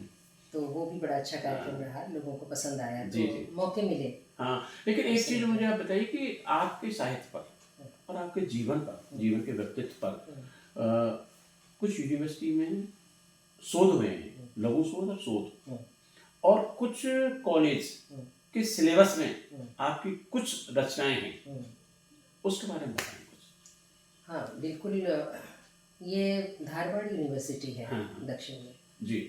वहाँ कई छात्रों ने, मुझे नहीं पता, मैं वहाँ कभी भी नहीं गई, मगर मेरी रचनाएं पहुँची होंगी, तो मुझे कुछ लोगों ने मुझे फ़ोन किया, मैसेज दिया, पत्र लिखे, तो उन्होंने बताया कि हम आपके ऊपर रिसर्च वर्क शोध करना चाहते हैं। तो उस समय तो चीज़ें, अब तो कई चीज़ें हमारे पास तैयार हैं, उस समय तो कुछ था भी नहीं तैयार। तो लंबे लंबे इंटरव्यूज़ लिए, फ़ोन पर ही बातचीत हुई, मैं जितना सहयोग कर सकती थी मैंने किया। तो उस पर मेरी किताबों पर, मतलब जो मैंने आपसे बताया कि जो मैंने विमान सुरक्षा में जो काम किया था, एंटी सबोटेज चेक वाला, सुरक्षित पंखों की उड़ान, उस किताब के ऊपर पहला एमफिल हुआ। फिर बाद में मेरी पूरी समग्र साहित्य पर भी पीएचडी वगैरह की लोगों ने। तो मुझे बड़ा अच्छा लगा कि कोई बहुत दूर अनजान आदमी जिसे मैं नहीं जानती, जो मेरे प्रभाव या दबाव या किसी में भी हाँ, किसी संबंधों में संपर्क में नहीं है, वो मुझसे संपर्क कर रहा है कि मैं इसके बारे में और जानना चाहता हूँ। बिल्कुल नहीं, वास्तविक श्रोता तो वही है ना, वास्तविक जो पढ़ने वाला वही है जिसको आप संपर्क और संबंधों में नहीं जानते। तो वो रहा। फिर मेरी एक कहानी, बल्कि इसकी भी एक छोटी सी घटना, हालांकि बात लंबी हो गई, कई स्कूलों के सिलेबस में भी लगी, स्कूलों में भी लगी है, कॉलेज में भी लगी है। तो मैं जो पहली चीज़ जो पहली बार लगी थी, जो मैंने देखा, कहते हैं पहलौठी का आनंद अलग होता है। तो मैं उस समय अपने ऑफिस में एयर इंडिया में काम कर रही थी, और कुछ भी दफ्तरी माहौल से या जैसे मन थोड़ा व्यथित था। जी। हम लोग तो संवेदनशील हैं, जरा सी भी बात होती है, उनको दोष नहीं देती, मैं अपने स्वभाव को ही देती हूँ। तो मूड थोड़ा ऐसे था, अपसेट सा था, मैं बैठी हुई थी। तो मेरे पास एक मेरी सहकर्मी आई, और उन्होंने कहा, अलका बड़ी खुशी हुई कि तुम्हारी कहानी किताब में लगी हुई है, कोर्स की किताब में। आपने कहा मैं तो, मुझे तो पता नहीं। मैंने कहा नहीं ऐसा नहीं। अरे मैं अपनी बेटी को कल पढ़ा रही थी। क्या बात कर रही हो? तो हाँ, तो मेरी कहानी बताई, ये कहानी तो, मैंने कहा ये कहानी तो मेरी है। अरे नहीं, मैं तुम्हारे उसमें लिखा, Alka Sinha air India Indian airlines लिखा हुआ है उसमें, तो इसमें कोई ऐसी चौंकने की बात ही नहीं है, तुम्हें क्यों नहीं पता? बड़ी परेशान हुई, मैंने कहा क्या करूँ मैं? तो मैं अब मेरी तो दौड़ मनु जी तक थी, मैंने मनु जी को फ़ोन किया, मैंने कहा भाई ऐसे ऐसे किसी ने बताया कि स्प्रिंग डेल्स स्कूल के 7वीं क्लास में मेरी कहानी लगी हुई है। अच्छा, उत्साह होता है, इन्हें भी बड़ा उत्साह हुआ। ये सीधा ऑफिस से चले गए Springdales school, Ridge Road पर उनका स्कूल है, और वहाँ जाके उन्होंने कहा जी मेरे को किताब चाहिए 7वीं क्लास की हिंदी की। इन्होंने किताब दी, उसमें देखा तो लगी हुई हमें पता ही नहीं, किसी ने बताया ही। बिल्कुल। बड़े खुश हो गए, 2 कॉपियाँ लेकर के, खरीद करके वो आए। शाम को मैं घर आई तो इन्होंने मुझे दिखाया। उन्होंने कहा भाई ऐसे ऐसे तुम्हारी कहानी लगी है। कमाल है। तो फिर प्रकाशक का नाम पढ़ा मैंने, तो मैंने फ़ोन किया, मैंने कहा भाई आपने बताया नहीं? मैंने कहा अलका सिन्हा बोल रही। अरे अरे अलका जी, मैं तो आपको संपर्क करना चाह रहा था, आपकी कहानी हमने लगाई है। मैंने कहा ठीक है, आप एक किताब तो मुझे देते, लेखक होने का सुख तो उठाते, मुझे और कुछ नहीं चाहिए। बिल्कुल। तो वो पहली कहानी थी। हम लोग पैसे के लिए तो लिखते ही नहीं ना, हम तो उसके लिए लिखते हैं, अपने मन के लिए लिखते हैं। और वो एक बड़ी मतलब मनोवैज्ञानिक कहानी थी बिल्कुल। कि जैसे एडोलसेंट एज का बच्चा जो है हम्म, वो ये सोचता है कि भाई वो ना बच्चा है ना बड़ा है, बड़ा है। तो माँ बाप से भी दुलत्ती खाता है, हाँ, बाहर वालों से भी खाता है, तो उसको ये लगता है कि मैं तो किसी लायक नहीं हूँ। हम्म, तो एक बच्ची जो है वो घर छोड़ के चली जाती है, हम्म। कहती मैं घर नहीं लौटूंगी। कहानी शायद उसका मौन, पता नहीं ऐसा कुछ तो नाम है। Mini mini mini mini mini mini. तो वो कहानी बड़ी मार्मिक सी कहानी थी और मेरी हम्म, पहली कहानी थी। हम्म, तो ये कहानी सीधा कोर्स में ही लग गई, हाँ। अभी कहीं छपी भी नहीं थी, बिल्कुल। सीधा कोर्स में लग गई, तो मुझे बहुत अच्छा लगा। हम्म, फिर बाद में और कई कहानियाँ, एक कहानी मेरी हरदमसाथ.com, अच्छा। ये उस समय की कहानी थी जब कंप्यूटर आया था, 2000 से पहले। 2000 की थी। हाँ, उस समय कंप्यूटर आया था और कंप्यूटर की कितने एआई वाई तो कुछ भी नहीं था कुछ उस नहीं समय। था तो भाई। तो मेरे दिमाग में ये आया कि जैसे किसी का पिता गुजर गया और वो अपने ख्यालों में सोचता है कि अगर मैं अपने पिता को अपने साथ जिंदा रख सकूं, तो वो एक ऐसी वेबसाइट बनाता है हाँ, जिसके अंदर वो पिता से सवाल करता तो वो वैसा ही जवाब दे जैसा पिताजी देते थे। देते थे। तो इस तरह से प्रश्नोत्तरी का वो बना करके और वो उनके चेहरा लगा करके चेहरे में उम्र के हिसाब से थोड़ा वो ला हाँ, करके ऐसी सब चीज़ें तो वो बनाता है। हम्म, और ये कहानी उस तरह, तो उस समय ये कहानी नई दुनिया में छपी थी। तो नई दुनिया बड़ा पहल पड़ी जाती हाँ। थी, नया नया उस समय शुरू हुआ था, ये बिल्कुल, अखबार बिल्कुल। उसका निकलता था विशेषांक। और विशेष रूप से राजस्थान, मध्य प्रदेश बहुत सब बहुत ज़्यादा इसका हुआ तो है। मेरे पास इस पर 3 पत्र तो और भी आए, लेकिन 3 पत्र ऐसे आए हम्म, जिन्होंने ये कहा कि इस पर तो काम किया जाना चाहिए, हम्म, ये सिर्फ कल्पना नहीं है। हम्म, एक फोटोशॉप जैसी चीज़, उस समय फोटोशॉप नहीं लिखा था मैंने, जो भी लिखा होगा, तो मतलब एक ऐसा जिसमें आप फोटो बदल सकते हैं, जिसका आप चेहरा बदल सकते हैं, लेकिन मूल चेहरा वही रहेगा। तो उसमें मैंने अंत दिया था कि जो वर्चुअल दुनिया है, इसमें व्यक्ति कभी बूढ़ा नहीं होगा, कभी बीमार नहीं होगा और कभी नहीं मरेगा। हाँ, ऐसा ही रहेगा जैसा है। तो जो एक्चुअल व्यक्ति है वो उतारे हुए कपड़ों की तरह कुर्सी पर पड़ा हुआ है, हम्म, और जो वर्चुअल दुनिया का व्यक्ति है वो ठाके लगा कर हंस रहा है। तो वो मैंने उन दोनों के बीच का एक, तो ये कहानी इसमें SRM यूनिवर्सिटी, जिसका नाम कुछ और बदल दिया, हाँ, टेक्निकल यूनिवर्सिटी कर दिया हाँ, ऐसा आराम से, थोड़ा तो सा नाम उसमें ऐड कर दिया उसमें। उसमें BA के कोर्स में लगी। हाँ, ये ये कोर्स में। कहानी लगी। और भी कई कहानियाँ बीच में पता ही नहीं चलता था। एक मुझे याद है कि मेरी एक कहानी थी अपूर्णा नाम से, हाँ, तो वो ज्ञानोदय में छपी थी, नया ज्ञानोदय में। हम्म, मेरे पास एक पत्र आया कि राजस्थान रंजन यूनिवर्सिटी जी, से, रंजन जी शायद संपादक थे, ज्ञान रंजन जी। नहीं उस समय वो थे प्रभाकर श्रोत्रिय थे अच्छा, जब ये छपी थी तब। तो मेरे पास एक पत्र आया राजस्थान यूनिवर्सिटी से कहीं से। अच्छा, हम इतने सजग ही नहीं थे, नहीं तो मैं ध्यान रखती इन चीज़ों का, नाम वाम का, पत्र का। कलाकार लगभग ऐसे ही होते हैं जैसे आप हाँ, कह रही हैं। तो नहीं, लोग आजकल तो बड़ा तैयारी से चलते हैं। हाँ, नहीं वो ध्यान दिलाते हैं, जो जो पढ़ने वाले जो लोग वो हैं बताते वो बताते हैं कि आप जैसे आप बार बार बता रही हैं कि मेरी कहानी वहाँ लगी, तो वो आपको नहीं पता, वो बताते हैं कि आप वहाँ पर आपका लगा हुआ। तो उन्होंने कहा कि हम इसको कोर्स में लगाना चाहते हैं, ये बिल्कुल एक तरह से देश की तस्वीर है। तो मुझे बड़ा अच्छा लगा, मैंने कहा मैं अपनी स्वीकृति दे दी। जी, लेकिन बस अफसोस इसी बात का है कि लगी नहीं लगी, लगी तो एक कॉपी भेज देते, हाँ, ये मेरे पास कुछ नहीं है, तो मैं दावे से नहीं कह सकती हूँ। कोई बात नहीं। लेकिन इस तरह से फिर कई जगह, जैसे मेरा एक दक्षिण भारत की किसी स्कूल में, उसमें मेरी एक यात्रा वृतांत था, मैसूर की यात्रा की थी मैंने। तो चंदन की सुगंध और रेशम का कुछ ऐसे था, मुझे ध्यान नहीं, रेशम का एहसास, चंदन की सुगंध और रेशम का एहसास, ऐसे था इस नाम से। तो ये एक लेख लिखा, यात्रा वृतांत, उसमें छपा है, स्कूल के बच्चों में पढ़ाई जाती है। इस तरह से कई चीज़ें हैं जो इधर उधर। अच्छा, एक चीज़ मैं पूछ रहा था कि जिस तरह से आपका समग्र साहित्य है, गद्य में, पद्य में, एक आपका एक उपन्यास है जिसकी चर्चा साहित्यिक बिरादरी और गैर साहित्यिक बिरादरी में बड़े करीबी से सलीके से होती है, उसका जीमेल एक्सप्रेस। उसमें जो मैंने सुना लोगों के मुंह से, वो कहते हैं कि जो मुझे उसमें, तो आप बताएंगे उसमें क्या है। उसमें जो जीमेल एक्सप्रेस है वो मर्दों के ऊपर लिखा गया, यानी व्यक्ति के ऊपर लिखा गया, ठीक है।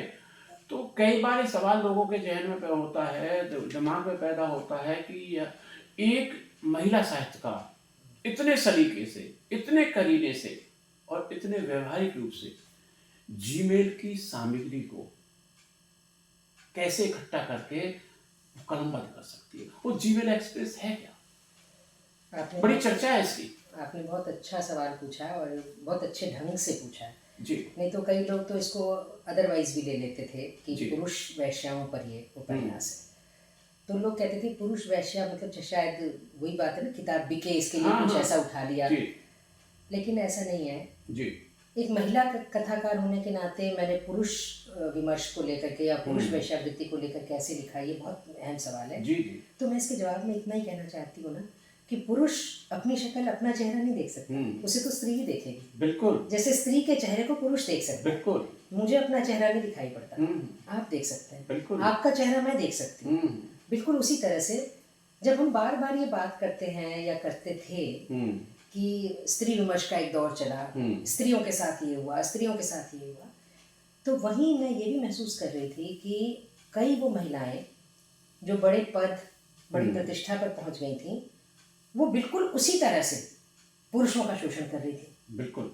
तो मेरे मन में एक सवाल उठा कि जो देह का शोषण है खास करके, वो देह का है, वो स्त्री और पुरुष का नहीं है, वो देह का शोषण। और देह पुरुष के पास भी है। और पुरुष और जो शोषण करने वाला है वो व्यक्ति नहीं है, वो उसकी ताकत है। ताकतवर कमजोर का शोषण करता है। क्योंकि पुरुष ज्यादातर ताकतवर रहे और स्त्रियां कमजोर रहीं, तो ये एक इक्वेशन ऐसी बनी कि पुरुष ने स्त्रियों का शोषण किया जी। मगर जब स्त्रियां धीरे धीरे करके ताकतवर बन गईं, तो मानसिक रूप से भी उनके भीतर इतना कुछ जमा हुआ था कि उन्होंने कहा पहले तो भड़ास निकाल दें हम अपनी। जी जी। तो जो उच्च पदों पर थीं या जो बहुत पैसे वाली थीं या जो बहुत प्रतिष्ठा वाली थीं, उन्होंने भी अपने पद पैसे प्रतिष्ठा का दुरुपयोग किया। उन्होंने भी शोषण किया और ये मुझे दिख रहा था। अच्छा, इतना जिस तरह से आपने उसमें लिखा, एक तो जो विषय है और एक जिस तरह से आप कह रही हैं, ये जो कलम की ताकत है, ये मानसिक ताकत आई कैसे? भी ऐसे लिखना है। नहीं, ये इसके लिए सच में ईश्वर चुनाव करता है। इसके लिए मैं खुद को बिल्कुल वो नहीं मानती। इनफैक्ट मैं आपको ये बताऊं कि ये विचार जब जब मेरे मन में आता था तो मैं इसे झटक देती थी शुरू में कि लोग क्या कहेंगे। नहीं, मुझे लगता था this is not my cup of T, ये मेरे लिखने का ढंग नहीं है, ये मेरे लिखने का विषय नहीं है, तो ये मेरी मतलब जो मेरा दायरा है ये उससे बाहर है। लेकिन कुछ ऐसा हो रहा था कि वो बार बार वो विषय टकरा रहा था। और वो ना आपको प्रकृति आदेश देती है। हाँ बिल्कुल। तो वो बार बार टकरा रहा था, बार बार मेरे सामने कोई घटना ऐसी आ जाती थी जो मुझे इस विषय पर ले जाती थी। तो मुझे लगा कि क्या किया जाए। और फिर एक कहीं ना कहीं अपनी अब छवि को भी लेकर चौकस होता है आदमी कि मैं अब तक जो पीछे मेरी किताब आई थी मुझसे कैसा नहीं, वो थोड़ा आदर्शवादी लेखन था, परिवार और संबंध और उसके बीच की मधुरता उसको लेकर था। बिल्कुल। तो मैंने कहा ये एकदम से कई जमीनी कागज संग्रह हैं आपके, बिल्कुल जमीनी, हाँ, घर के परिवार के लोग की बात बोल रहे हैं कि बिल्कुल कैसा होता है। बिल्कुल ऐसी जमीनी कागज हैं। यात्रा वृत्त आपके हैं, संस्मरण भी है, डायरी भी है। उनमें मैंने वो दुनिया रखी जो मैं जीना चाहती हूँ। लेकिन इसको लिखते समय हुआ ये कि मुझे फिर मेरे मन में जैसे मैं सोने लगती थी ना, वही सोते समय मैं थोड़ी देर जो अपने आप से बात करती थी, तो उस वक्त मेरा मन कहता था कि तुम भाग रही हो अपने आप से, बचना चाह रही हो। तो अब ना धीरे धीरे करके ये सवाल लाउड होने लग गया मेरे दिमाग में। अब मैं सोने लगूं तो नींद ना आए, रोज ये सवाल कहेंगे तुम भाग रही हो। तो सबसे पहले तो मैंने मनु जी से सलाह दी कि भाई ऐसे ऐसे विषय आ रहा है, अब इस विषय में बहुत तरह के खतरे हैं। बिल्कुल है ना, समाज के खतरे जाते हैं। समाज के खतरे हैं, लोग मुझे मिसइंटरप्रेट कर सकते हैं, मिसअंडरस्टैंड कर सकते हैं, मेरी छवि खराब हो सकती है, वो समाज के खतरे जाते हैं। तो मैंने कहा लेकिन मतलब इसका ना दबाव मन पे बन रहा है। तो मनु जी ने कहा कि अगर तुम्हें ऐसा लगता है कि ये विषय समाज में है और तुम्हें लिखना चाहिए तो लिखो। तो एक सहमति मिल गई। थोड़ा मुझे सहमति चाहिए नहीं थी, मुझे एक तरीके से उसको सहारा चाहिए था। उस पे थोड़ा सा मन तो मेरा बन ही गया था, तभी तो सवाल उठाया। बिल्कुल। फिर मैंने अपने पिताजी से और मेरे ससुर साहब से, मुझे लगा परिवार टूटना नहीं चाहिए। बिल्कुल। तो मैंने उन दोनों से भी सलाह की। तो मेरे ससुर जी ने तो कहा था कि लेखक क्या ठकुर सुहाती करने के लिए लिखता है। अच्छा, भोजपुरी में कहा, ये उनकी लाइन। अच्छा, ये लेखक क्या ठकुर सुहाती करने के लिए लिखता है। हाँ। वो लिखेगा जो उसको समझ में आता है, बिल्कुल। तुम लिखो। और ये मत सोचो कि मतलब हम पढ़ेंगे, कौन पढ़ेगा, तुम लिखो, हाँ बिल्कुल है ना। बिल्कुल तो हम पढ़ेंगे तो एक पाठक बन के पढ़ेंगे, बिल्कुल तुम ये मत सोचो, तुम्हें जो ठीक लगता है तुम करो। बिल्कुल बहुत बड़ा उनका ये आज है नहीं, लेकिन मैं बिल्कुल। उनको बहुत आदर से याद करती हूँ। और मेरे पिताजी ने जो कहा, उन्होंने कहा कि लेखक जो होता है वो एक तरह से समाज का डॉक्टर होता है। डॉक्टर से बीमारी छुपाई नहीं जाती। वैज्ञानिक भी है। हाँ, लेखक वैज्ञानिक है। वैज्ञानिक है। बिल्कुल। तो आप जब तक डॉक्टर को बताओगे ही नहीं तो इलाज कैसे करेंगे? इलाज कैसे करेगा? तो अगर तुम्हें लगता है कि तुम्हें इस पर कुछ काम करना है तो करना चाहिए। इसके बाद फिर मैंने पीछे नहीं देखा। फिर मैंने रिसर्च किया, जीमेल एक्सप्रेस आ गया, फिर एक्सप्रेस की दौड़ पर चल पड़ा। धन्यवाद। और अब चूंकि हम इस बातचीत के अंतिम सोपान पर हैं, चूंकि आप और हम जैसे लोग साहित्य के किसी भी खेमे में नहीं है, रहना भी नहीं चाहता है, और वास्तविक साहित्य सिखाता भी नहीं है कि हम एक कोने में सिमट कर रह जाएं या किसी पक्ष और पक्ष की भूमिका में रह जाएं।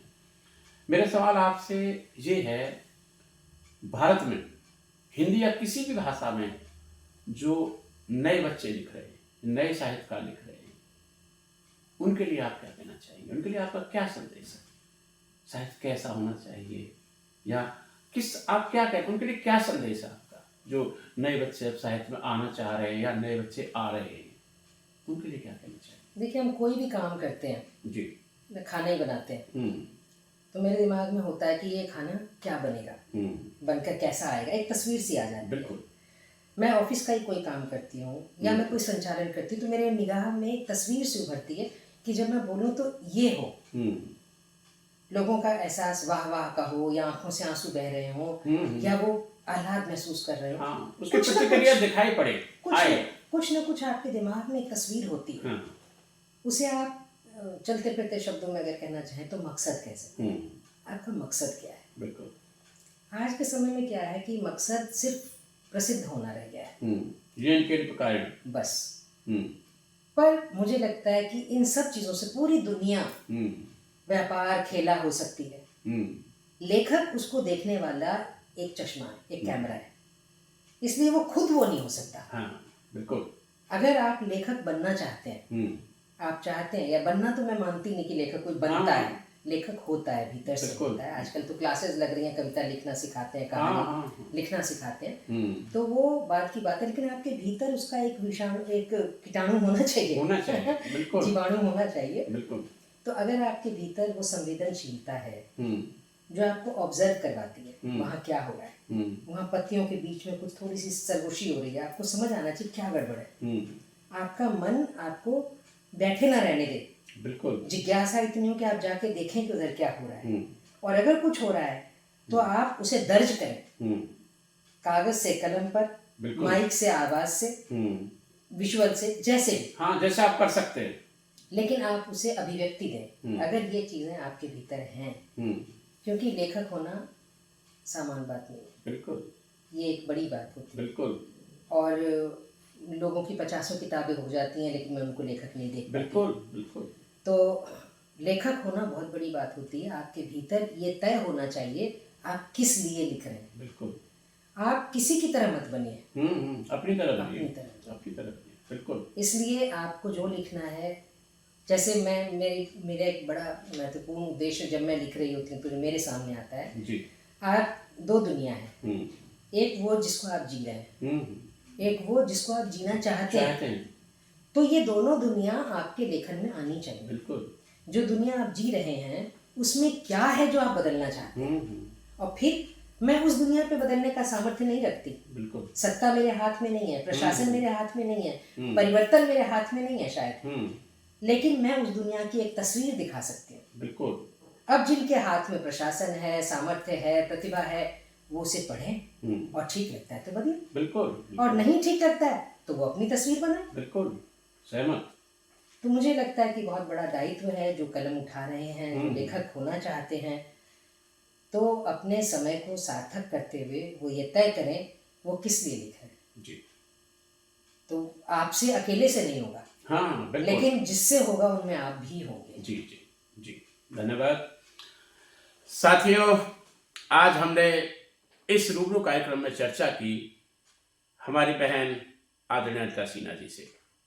देश की महत्वपूर्ण साहित्यकार और बार बार एक उपन्यास का बहुत सारी इनकी जो यात्रा है, साहित्यिक यात्रा, या दूरदर्शन से लेकर रेडियो, गणतंत्र दिवस समारोह की यात्रा, या बहुत सारी जो यात्रा है, उसके बीच में जो हमेशा साहित्य में और साहित्य के गैर साहित्य में एक चर्चा होती है जीमेल एक्सप्रेस की। आदमी जब उस उपन्यास को पढ़ता है या पढ़ेगा तो आपको लगेगा कि एक महिला कलमकार के हाथ में जो कलम है उसने जीमेल एक्सप्रेस को कैसे रच डाला। फिर किसी अन्य शख्सियत के साथ एक बार पुनः आपसे रूबरू होऊंगा। तब तक के लिए इजाजत दीजिए। धन्यवाद, नमस्कार।